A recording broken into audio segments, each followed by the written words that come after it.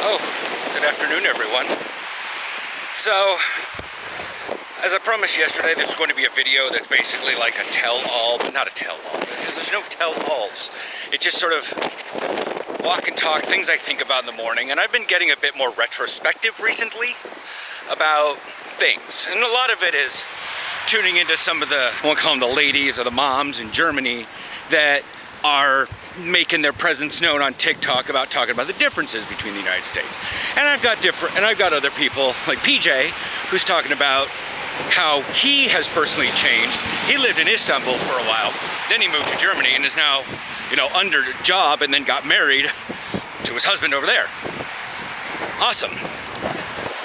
And the occasional, and I use it in a really forked tongue way, influencer folks in Amsterdam that are like, you need to check out the best cookie shop in Amsterdam. And I'm like, go burn, And so I'm out for a walk, and I'm probably just gonna name things that have changed about me since about this time, 2018. So 4 years ago. I haven't by the calendar been living abroad for 4 years. It will put itself definitively, we knew about this time in May 2018 that we were not slated for the United States for long. Yeah. We're gonna be talking about that one. I'm gonna try to avoid talking around people, but the gas station's coming up. I'm gonna walk beyond that, and then I'm gonna tootle around the back side of the island. I don't know where I'm walking to either.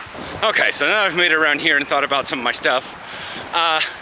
One of the major things, I don't drive a car. There's a road right there, and I'm walking right now. I typically ride my bike locally. I'll take a tram or a bus to get further into town, because I live on an island.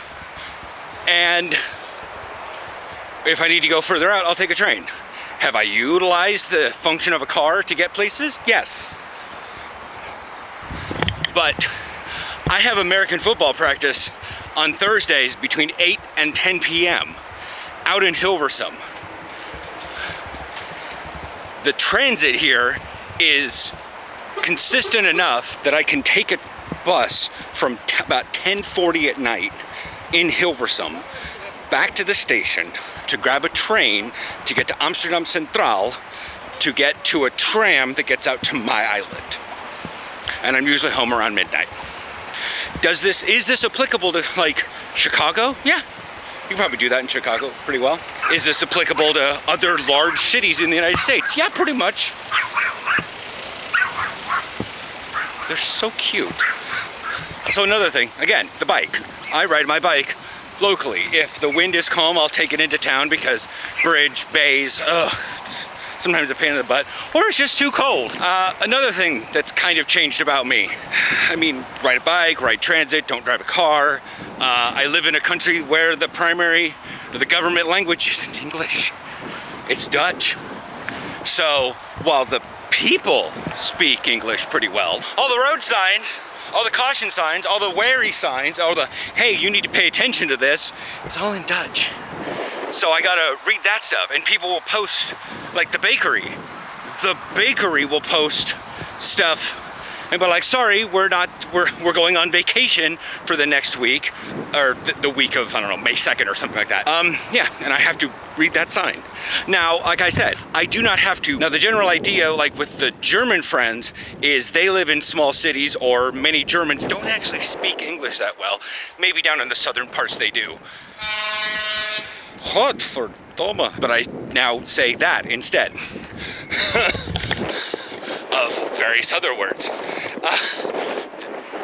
Some words are getting into my vocabulary and I'm just saying them instead of English words. And I believe I qualify as bilingual now. And that's not something to be proud of. That should be a basic thing in the world. And Americans need to catch up with that. The thing that's changed is I've learned to live without mountains. Come from Portland, Oregon, and I can see, on a good day, 3 volcanoes. If I get into the right part of Portland, I think I can see a fourth one, but Jefferson's a bit weird. But it's Hood, St. Helens, Rainier. Maybe Adams. Like, we're getting to the point where I can see tippy tops, but I'd also have to be up on like the West Hills or something. But anyways, here it's flat. It's flat. There's a whole ass city over there across the water. Okay, so that qualifies as what I would call the additive things.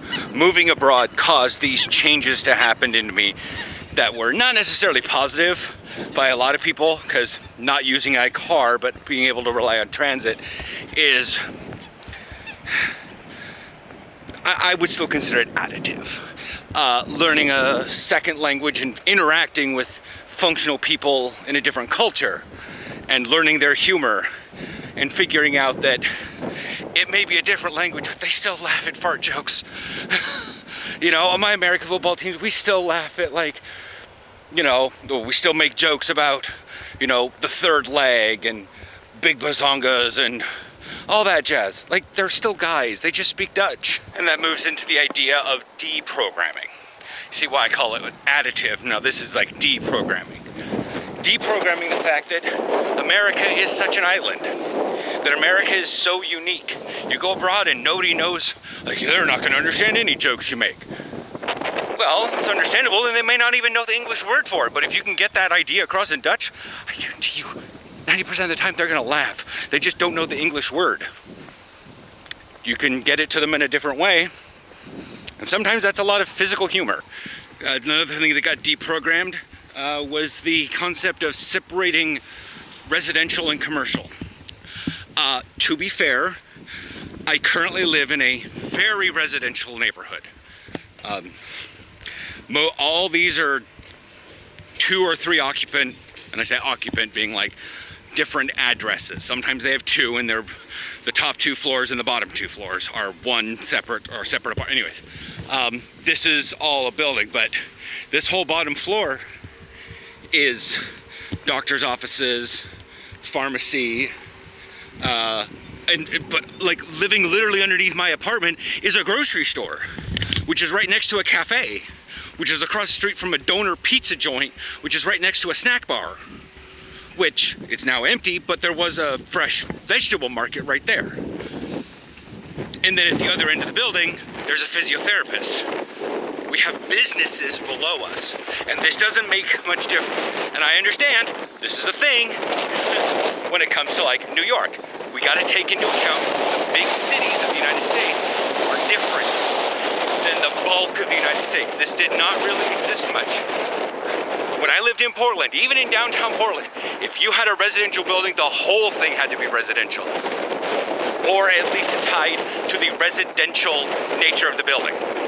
So like the first floor may not have actually had apartments on it, but it had like the gym, the office, the pool, the communal space, all that stuff. And then everybody, you know, the elevators and all that jazz. Okay, let's see, another thing that got programmed out. I don't know. I guess it's the need to, I don't want to say people please, because I still do it. YouTube. I still wonder, and you know, things get changed, and I wonder about how people are going to react in the comments, and it will kind of affect my behavior. But I had a therapist when I first got here, older Dutch guy, not a bad person, but we weren't vibing very well, so I now have a New Zealand therapist, and she's great. Anyways, but he said he lives out in a city called Amersfoort. It's beyond Hilversum, down the same train line. Anyways, side note, he said that he is in a small band. He plays the flute. He is not the best flutist. And he's not the best flute player, probably in his group. He's not the best flute player in the city, but he's the best he can be. And I understand when one is like 75, that you can think that, and I thought that, and I was just sort of excusing that. And I've had people say on my channel that my motivation for football has waned since I moved to Europe. It's not so much that. My motivation is still there. if I can't partake in practice, I still arg. I still get depressed when I can't do football. You know, it not being a part of my life depresses me. My motivation is there. But I'm not as hell-bent on becoming the absolute best to compete with every single person and own them into the ground and make sure that I'm the only one left standing. I've broken that part of my mind. I don't need that. You know, I've come to realize that with the help of a few of my teammates, they're linemen and they're in their 30s and they've been raised Dutch. And they've told me all the various things that they see that's kind of depressing about Americans. And I realize that I follow those, but I've kept trying to distance myself from it. And so, oh, no, I'm not like that. No, I'm like that. And so, now, I go into practices, and I'm here to be the best linebacker I can be for the team. And if I wound up having enough of the right boxes checked, try out for the national team and become a linebacker for Team Netherlands. And that's a thing. But I'm not going to the NFL. I don't need to figure out how to be faster, be stronger, be better than 18 or 20-year-olds out of the United States. They don't bother me. And there's so many more things along those lines that just don't fucking bother me anymore. I am far less stressed overall, and that's another thing that's been programmed out. I am less stressed. I am now on a medication to help with my anxiety, and I haven't changed too much to my knowledge because, I have a lot, but that's what this video is about. I haven't changed that much, but I have. And I cannot go back to any semblance, not even a shadow of what I was in the United States 4 years ago. 4 years abroad has irrevocably changed me. And those are the good and bad reasons. The additive and the deprogrammative. I don't like that word.